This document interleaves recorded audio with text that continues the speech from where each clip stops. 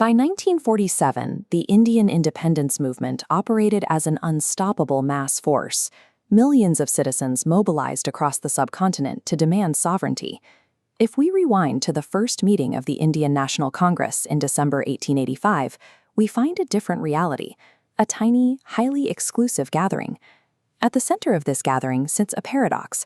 The primary architect of India's ultimate vehicle for independence was an Englishman named Allan Octavian Hume.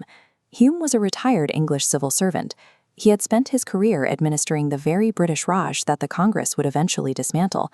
This raises a distinct historiographical question. Was the Indian National Congress designed to destroy the British Empire, or was it a British tool engineered to save it? To find the answer, we have to deconstruct the exact logistics of that 1885 session, analyze the specific demographics, and evaluate three historical theories regarding its true purpose. To truly understand the national movement, we must look beyond the date and venue and interrogate the specific intent of the founders. Initially, the plan was to hold a conference under the banner of the Indian National Union in Pune. However, a severe cholera outbreak hit Pune right before the event, forcing organizers to shift the venue to Bombay. The assembly finally convened on Monday, December 28, 1885, at the Gokuldas Tejpal Sanskrit College. This brought together a specific network of prominent Indian leaders and activists for their inaugural session. W.C. Banerjee presided as the first president of the Indian National Congress, taking the floor to define their aims. Banerjee's agenda prioritized promoting friendship and eradicating prejudices of race and creed.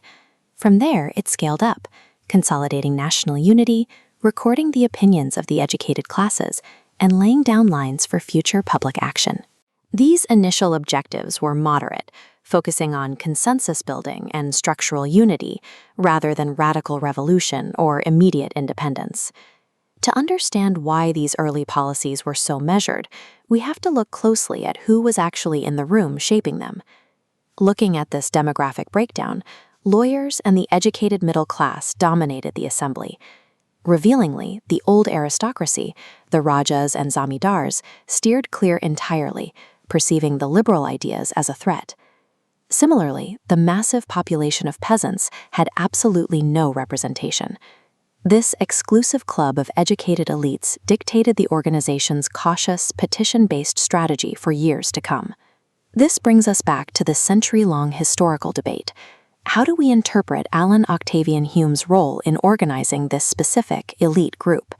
This matrix outlines the major historical interpretations, starting with the earliest framework, the safety valve theory. This theory posits that Hume founded the INC specifically to vent the escalating political discontent among educated Indians before it could build into a full-scale rebellion. Surprisingly, this idea was endorsed by early Indian extremist leaders like Lala Lajpat Rai, who viewed the moderate founders with suspicion. That suspicion eventually evolved into a second, more radical framework, the conspiracy theory. The primary origin of this theory is Marxist historian Rajani Palmi Dutt. Dutt argued the INC was a deliberate conspiracy where Indian bourgeois leaders collaborated with the British to quash popular grassroots working-class uprisings. Both the safety valve and conspiracy theories strip agency from the early Indian leaders, painting them as either unwitting pawns or anti-populist conspirators. But we must ask, were the brilliant lawyers and thinkers of the early INC truly just dupes of the British administration? Gopal Krishna Gokhale answered that question with a third framework, shown here, the lightning conductor theory. Gokhale pointed out that politically conscious Indians desperately wanted to form a national entity to advocate for their political and economic demands. The problem was that any purely Indian-led organization would have faced immediate crushing suppression by the British. So they engaged in a strategic subversion. They used A.O. Hume as a catalyst and a political shield. Hume acted as a lightning conductor. Because he was a respected former civil servant, his presence absorbed the suspicion and hostility of the British Raj, allowing the fragile, newly united nationalist forces to safely organize underneath him. The early Indian leaders deliberately allowed the British to believe this safety valve facade. They traded the appearance of compliance for the time they needed to build a true national movement. Today, the lightning conductor theory represents the broad consensus among modern Indian historians. Indian nationalists utilized Hume as a strategic instrument, leveraging his status to shield their nascent organization from the Raja's suspicion.